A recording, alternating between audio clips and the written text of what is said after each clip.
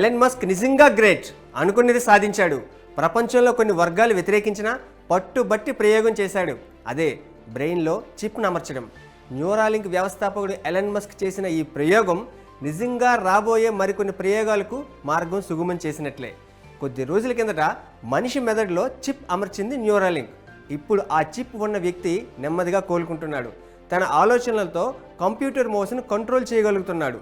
Musk చెప్పిన ఈ మాటలు అందరినీ ఒక్కసారిగా ఆశ్చర్యపోయేలా చేశాయి. బ్రెయిన్లో చిప్ ఉన్న వ్యక్తి తన ఆలోచనలతోనే మౌస్ను స్క్రీన్పై అటు ఇటు మూవ్ చేయగలుగుతున్నాడు. అంటే కేవలం ఆలోచనలతోనే దాన్ని కమాండ్ చేయగలుగుతున్నాడు.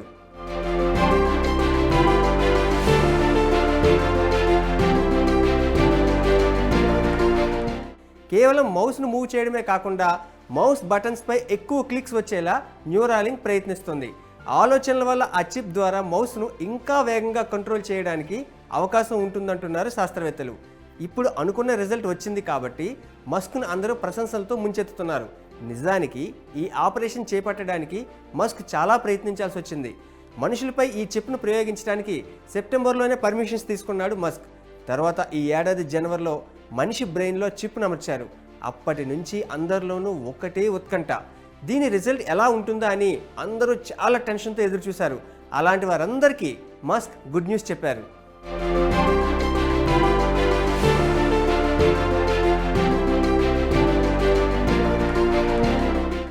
మెదడులో చిప్ ఎందుకు పెట్టారు అంటే, ప్రస్తుతానికైతే కంప్యూటర్ కీబోర్డ్ మౌస్ను కంట్రోల్ చేయడానికి అంటున్నా భవిష్యత్తులో మాత్రం ఈ ప్రయోగం వల్ల భారీ ప్రయోజనాలు చేకూరే అవకాశం ఉంది.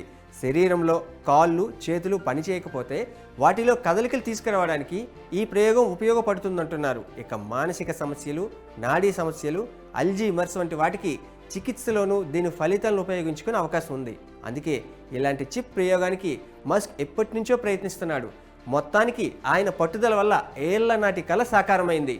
ఇప్పటికైతే దీనివల్ల సమస్య లేకపోయినా దీని రిజల్ట్ పూర్తి స్థాయిలో అందుబాటులోకి వచ్చిన తర్వాత భవిష్యత్తులో సమస్యలు రాకుండా చూసుకోవడం అతి పెద్ద ఛాలెంజ్ అని చెప్పాలి.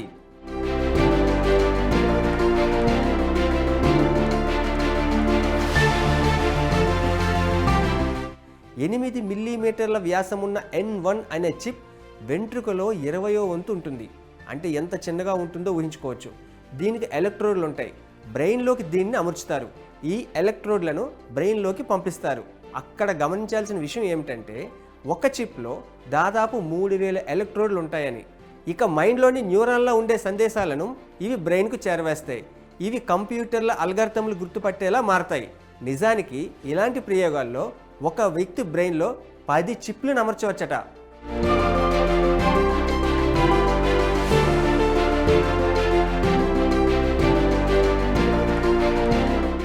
న్యూరాలింక్ చిప్ ప్రయోగం కొత్తదేమీ కాదు. కాకపోతే గతంలో కోతులు, పందుల్లో పరీక్షించారు. అప్పుడే ఇది సేఫ్ అని శాస్త్రవేత్తలు భావించారు. తరువాత మనుషుల్లో బ్రెయిన్ కంప్యూటర్ ఇంటర్ఫేస్ ప్రయోగానికి అమెరికాలోని FDA పర్మిషన్ ఇచ్చింది. ఆ తర్వాత మనిషి మెదడును కంప్యూటర్తో అనుసంధానించడానికి అడుగు ముందుకు పడింది. అప్పట్లో ఈ ప్రయోగం వల్ల ఓ కోతి ఒక వీడియో గేమ్ను కూడా ఆడగలిగింది. మనిషి మెదడులో ఎలక్ట్రానిక్ చిప్ను అమర్చడం అంటే చిన్న విషయమేమీ కాదు. అందుకే ఇలాంటి ప్రాజెక్టుపై తక్కువ సంస్థలు ప్రయోగాలు చేస్తాయి. అయితే మస్క్కు చెందిన న్యూరాలింక్తో పాటు ఇలాంటి ప్రయోగాన్ని మరికొన్ని సంస్థలు కూడా చేశాయి. 2022 జూలైలో అమెరికాకు చెందిన ఒకరికి ఇలాంటి చిప్ను అమర్చారు. దీనిని సింక్రాన్ అనే ఆస్ట్రేలియా సంస్థ టేకప్ చేసింది. కాకపోతే న్యూరాలింక్లో బ్రెయిన్కు కోత పెట్టి చిప్ పెట్టారు. ఈ కంపెనీ మాత్రం అలా చేయలేదు. మరి న్యూరాలింక్ ప్రాజెక్ట్ మాత్రం ఎందుకు వెలుగు చూసింది అంటే, మస్క్కు ఉన్న పాపులారిటీ వల్ల ఈ సంస్థ ప్రయోగం గురించి ఎక్కువ మందికి తెలిసింది. కానీ ఫ్యూచర్లో దీని ఫలితాలను మానవాళి మేలు కోసమే ఉపయోగించుకునేలా చూడాలి.